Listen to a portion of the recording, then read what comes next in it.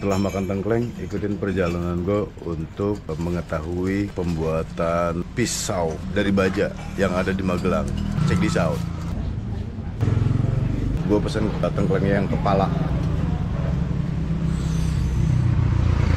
Wow, damn good. Makan yuk. Kan Magelang. Pasin. Ini Jalan Kesatria Utara dari tahun 2002. Alhamdulillah. Ya. Berkat doa Anda. Iya, kemarin saya lihat. Iya. Jadi ini di Magelang ya, Pak? Iya. Oh iya, monggo. Oh, ya? Semuanya pada pinarak ke sini. Oh iya. Tengkleng Pak Sin. Tengkleng apa? Tengkleng Pak Sin. Pak Sin. Iya. Wes, makasih ya, Pak. Sama-sama. Lah iki wong yang ngajarin aku makan tengkleng iki. Ini loh yang ngasih tahu. Enak bang, enak tadi. Ya kan ini Banget yang kedua ya? nih, baru selang sehari toh. Berarti kalau ke Magelang wajib lagi nih. Wajib Wah, ini. siap. Enak ya. Wih. Yuk, kita gas. Ini gua kepala nih. Kita cobain. Ini dada. Ini apa? Iga. Kita cobain dulu kuah basicnya nih. Belum diapa-apain, belum dibumbuin. Ya. Dan dia nggak bau sama sekali, nggak bau kambing. Konten banget sumpah. Nih gue jamin lembut karena sehari sebelumnya, sebelum naik Gunung Merbabu, gue makan ini enak banget sumpah.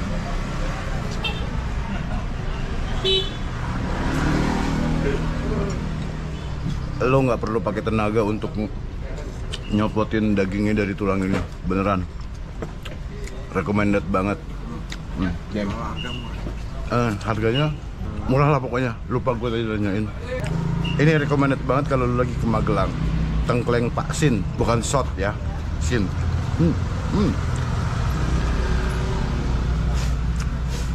Damn good.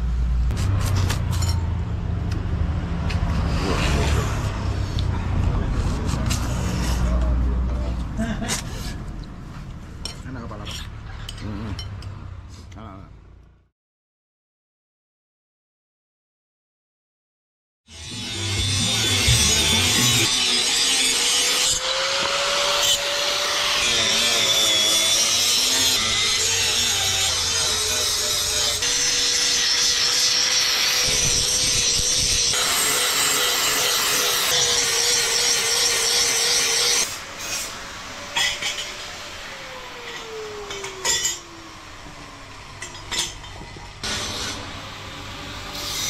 Lu lagi bikin apa, Mas Her?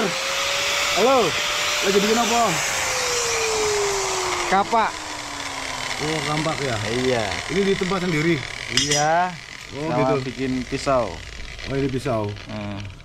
Ini dari baja per truk bisa, terus sama pokoknya per limbah itu loh, per bekas mobil tuh yang udah nggak kepake. Kita manfaatkan buat bikin pisau kayak ini. Mobil truk orang jenengan rusak semua. Oh iya, itu ada truk mogok, saya ambil pernya itu. Kualitasnya ya bisa dijamin lah. Soalnya kalau kita itu kan main kualitas mas, banyak saingan juga toh. Soalnya di daerah sini itu kan rata-rata kan pandai besi. Jadi bikin alat-alat pertanian dan sebagainya, pertukangan dan sebagainya itu. Kalau kita kualitasnya tidak bagus ya otomatis ditinggal toh sama pelanggan. Nomor satu itu kualitas harus terjaga. Dan alhamdulillah ya udah, saya mulai bikin ini udah sejak tahun 2008 sampai sekarang. Baja itu ada kelas-kelasnya nggak, Mas? Ada. Nek per itu kan baja sejuta umat. Soalnya kita mainnya limbah mas. Piring Laher. Laher bekas. Oh, nah, oh ya. ini lebih bagus daripada per, kualitasnya lebih bagus. Sama ini juga kikir bekas ini lebih bagus lagi. Kualitas kuat ya itu. Kualitas bajanya lebih bagus. Iya. Nah, itu pelanggan bawa sendiri, terus nanti saya yang olah. Untuk pasar saya juga bikin mas. Yang pasar ini yang model kampak kayak gini. Nah, ini saya buatnya massal. Buahnya Ini biasanya nanti sore itu udah ada bakul atau apa ya, pengepul yang mau nerima itu langsung dibayar cash. Ini kan pisau-pisau kayak gini itu nanti khusus dia. Ini dibuat pesanan online. Saya jualnya online kayak gini. Ini nah, itu harganya lebih mahal. Lah lebih mahal tuh artinya ini permintaan khusus tah? Iya, permintaan khusus. Mengenai modelnya pribon gimana? Model bisa request. Ini contoh yang apa itu udah di request. Nah, ada orang minta dibikin ke parang kayak gini. Apik ya. Kalau gini saya kan bikinnya nyambi-nyambi Mas, nyambi. Jadi intinya itu saya bikin ini dulu. Misalnya saya harus ngerjakan ini cepat, itu ini saya cuman bikin paling sehari 30 piece. Itu nanti jam 1 siang itu udah selesai. Nah kan masih ada sisa waktu dari jam 1 sampai jam 5 sore lah. Nah baru kita bikin yang kayak gini. Untuk proses ini sebenarnya sehari itu mungkin dapat 1 lah. Nah kalau yang kayak gini itu saya prosesnya memang tergantung mood Mas. Kalau lagi ndak mood itu salah terus. Makanya kalau lagi mood itu nanti misalnya bisa malam saya lembur atau mood datang saya kerjakan itu. Ndak pandang waktu. Kadang jam 11 malam pengen bikin ya saya bikin. Siap begadang lah ya. Iya siap. Saya itu kan hobinya itu sebenarnya kan naik gunung sama bikin pisau. Ini kan berawal dari hobi.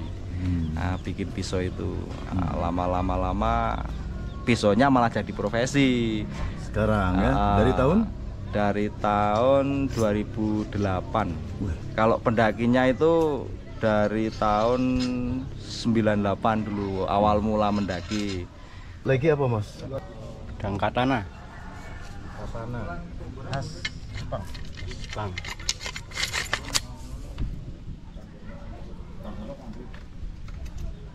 Lah kalau ini bos ini pengrajin kerambit, ya toh? Kerambit itu senjata khas Minangkabau. Minangkabau. Jadi senjata Minangkabau itu khusus sebenarnya untuk pesilat sebenarnya. Jadi contoh saya punya kebetulan bawa ini lagi main ke tempat temen, itu seperti ini. Ini yang model kecil. Jadi kerambit untuk sebenarnya untuk pesilat sebenarnya. Jadi bukan buat harian, kegunaannya bukan harian, untuk istilahnya bela diri bisa. Kalau ini digunakan sebenarnya untuk pertanian awalnya. Nah dulu masalah penjajahan ya, pernah dulu itu dia digunakan untuk bela diri. Juga ini kita dari limbah juga. Dari limbah juga Om. Ini kita limbahnya juga bisa dari limbah dis cakram motor atau pakai pir bekas atau pir bekas mobil dan macam-macam. Pir itu per ya? Per. Oke. Per bekas mobil. Nah kalau yang sekarang saya pakai ini cakram. Iya. Produk sendiri dari nol sampai jadi. Sarungnya kulit ini. Kulit asli. Full kulit asli sapi.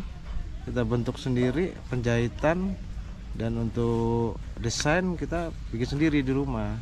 Kalau satu ini 2 hari. 2 hari. 2 hari satu. Jadi soalnya untuk soalnya halusan. Tapi kalau untuk pengerjaannya kasar kita nggak buat. Kalau soal harga nanti hubungin Gomez aja ya. Ya, soal harga langsung dah Bang, Gomez deh langsung dah pokoknya.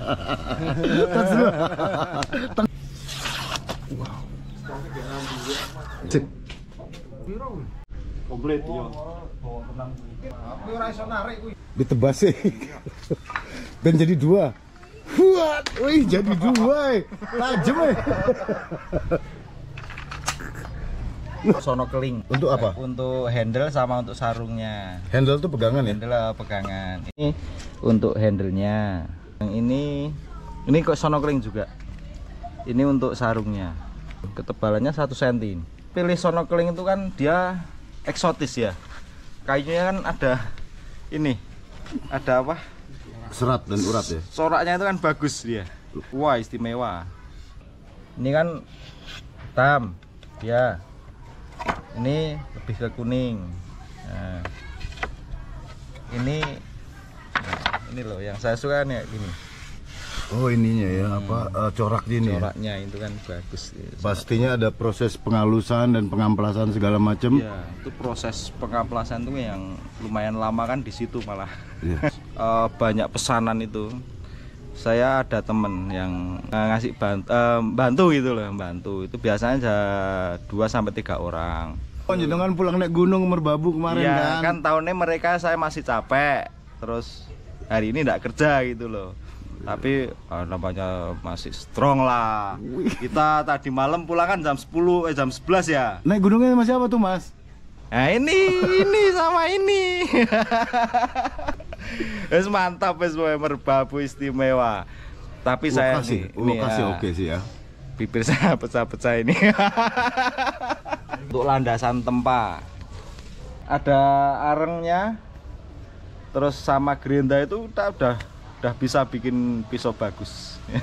Prosesnya itu kalau saya masih proses tempa semua. Jadi dari bahan saya tempa, terus nanti saya bentuk sesuai keinginan ya, misalnya bikin parang atau bikin pedang atau bikin pisau. Nah, itu nanti tinggal bentuk sama di tempa. Ini melalui proses tempa juga ini. Tempat tuh sebenarnya dia digetok-getok atau dibakar apa piye Mas? Dibakar. Ya. Dibakar terus nanti diketok di sini. Oh iya iya. Pukulin Yang kayak gitu. di film-film itu Ya. kayak empu-empu ta. Ya, Pokoknya pandai besi lah kayak gitu. empu itulah. Jangan jenengan empu Mas. Bukan Mas, kalau empu itu heri loh, empu tandular, empu heri. kalau empu itu biasanya orangnya udah Tua. banyak, bukan tua Mas. Empu itu kan sebutan. Biasanya dia bikinnya itu lebih cenderung ke spiritualnya bagus, spiritualnya itu tinggi.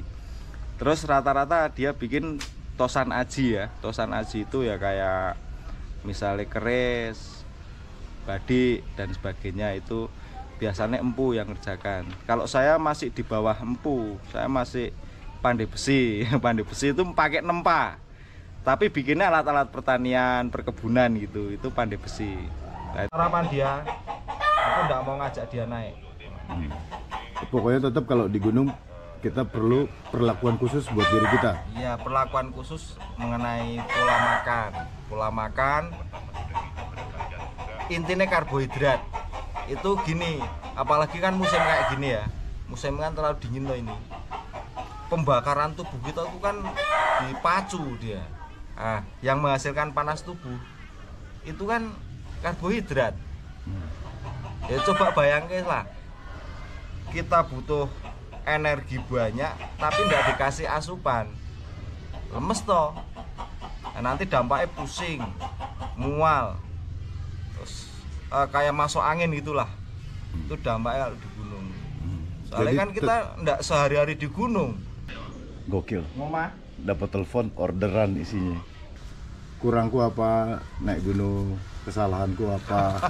Harus jujur loh. Kita... Pagi mau berangkat, oh yaudah kemarin udah sarapan. Aku udah sarapan no. Ya udah, wes atur ritme. Kita tuh kemarin apa? Kita naik muncak, itu kita nggak bawa bekal. Itu kemarin kita itu. Oh summitnya. Di summitnya kita kan nggak bawa bekal kemarin. Karena kita mungkin saking semangatnya untuk muncak ya kan bareng-bareng. Itu kita semua lupa bawa itu loh, bawa bekal kita itu. Cuma bawa mie tapi nggak bawa mie kita. Bawa mie kemarin ya bawa tapi nggak sempat masak. Tapi air kita kan nggak ada kemarin. Nah itu saking semangatnya kita naik, kita sampai nggak lupa bawa air. Kita bawa air cuma buat kita sendiri buat minum. Dan untuk buat masak mie dan lain-lain kita kan lupa itu. Iya, akhirnya air minumku diambil buat bikin kopi gitu loh. Pripun? Aku Saya fisikku, kira untuk teamworkku udah bagus lah. teamworkku. Teamwork istimewa. Aku banyak ngeluh apa enggak? Enggak sih, enggak. Serius loh Mas. Bener. Saya kan dari puncak nyampe bawah kan ngikutin jenengan terus toh. Bahkan nyampe base camp lagi toh. Ayo enggak ada kata mengeluh. Aku. Yang asik kita tuh kemarin. Asik lah kita tuh. Asik, ya? Tidak ada yang mengeluh satupun, kita asik lah. Asik, ya? Seneng. Pokoknya seneng dah kita itu kemarin itu. Jadi Merbabu via Wokas bagaimana menurut jenengan? Capek tapi seneng. Treknya itu Treknya nggak berat sih kalau Wokas. Yang berat itu selo. Selo sama suanting bikin sinting.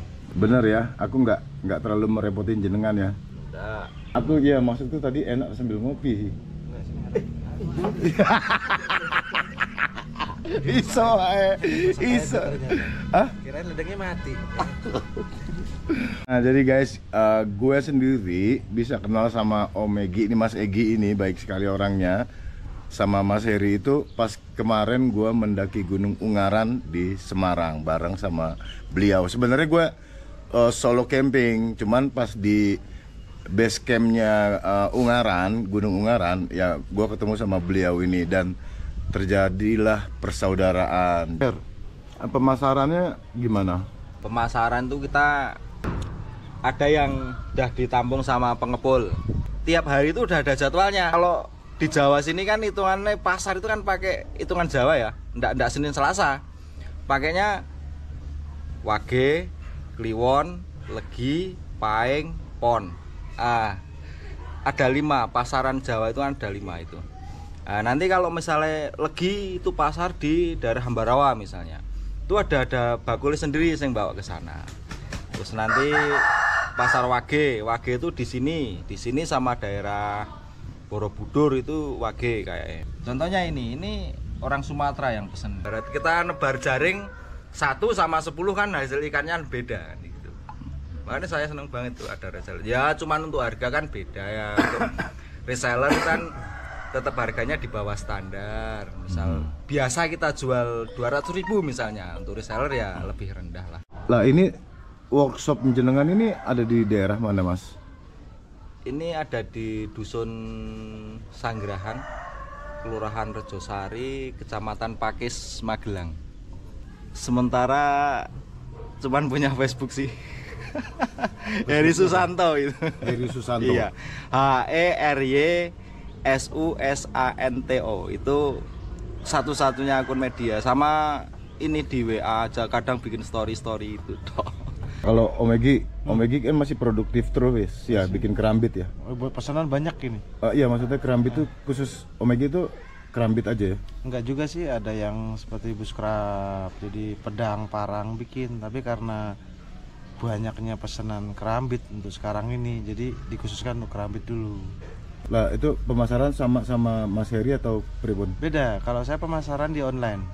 Online Online itu Instagram. ada komunitasnya, di Instagram ada, di Facebook ada. Bisa tolong disebutin?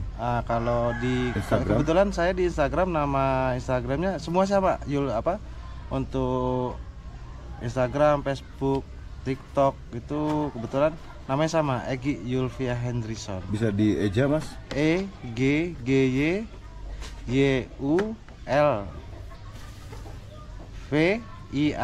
HENRISON.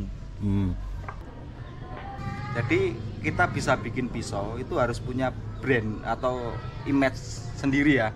Misalnya kalau ada satu yang spesifik, misalnya bikin pisau bushcraft ya bushcraft yang didalemin bener-bener. Cuman kita bikin lain juga bisa. Cuman misalnya kita main ke bushcraft, kita bikin bushcraft yang banyak, yang bagus. Jadi nanti kalau orang lihat kita atau dari grup Facebook ya apa itu, lihat kita, oh mau beli pisau bushcraft, langsung tunjuk aja, langsung bisa tunjuk, oh dia itu orang bushcraft, kalau bikinan bushcraftnya bagus ya. Kalau saya ini baru merintis ya, 2 tahun yang lalu itu mainnya ke pisau Jepang.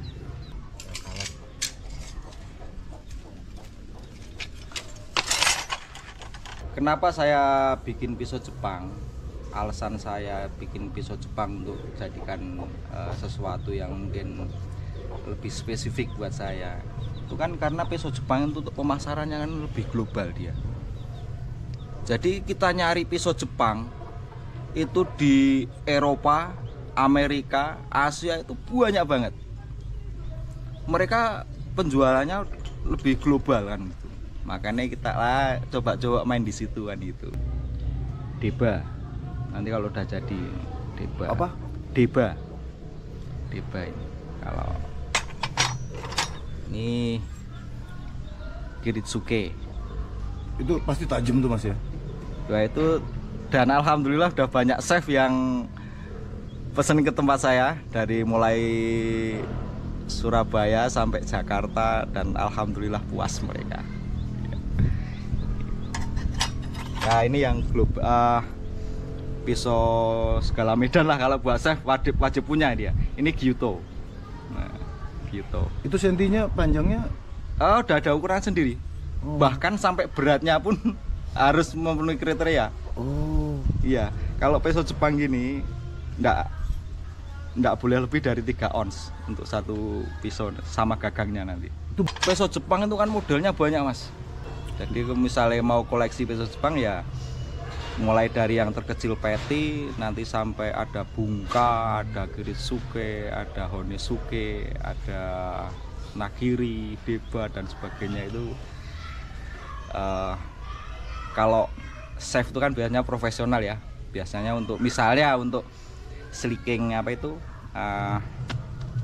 ikan laut yang tuna dan sebagainya itu biasanya dia pakai ini.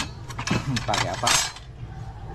Deba itu. Nanti untuk sayur tuh sayur yang agak gede dia pakai Nagiri. Tuh kalau peti itu nanti untuk yang kecil-kecil kan itu. Mas Egi, cara megang kerambit yang bener tuh gimana sih? Kalau megang kerambit itu sebenarnya taruh di pinggang ya bang. Jadi kalau pinggang itu ini dibuka, jadi dibuka, lihat dia tarik. Nah jadi dia pas pegangan langsung gini. Nah seperti ini. Jadi ada yang namanya freestyle, dia diputer. Set. Jadi gini, ya. Jadi bisa di sini tarik. Ini megang seperti ini. Jangan kadang-kadang tuh ada yang pernah yang megang, dia megangnya begini. Jadi ini cedera sendiri dia. Jadi mengenai diri sendiri. Udah harus hati-hati ya. Iya. Jadi megang seperti ini, digenggam. Nah istilahnya senjata ini, kalau kerambit ini istilahnya senjata mematikan nomor 2 sesudah pistol. Itu dunia mengakui. Jadi megang seperti ini. Jadi seperti ini juga bisa di kelingking apa ini, masukin megang begini. Tapi ini nggak bisa buat freestyle. Jadi khusus gini aja. Jadi kalau untuk freestyle megangnya telunjuk ini sini dimasukin, digenggam. Nah seperti ini. Jadi bisa dibuat freestyle, diputer. Jadi puter gini, puter. Jadi buat tangkis, puter, serang. Jadi kalau untuk keramik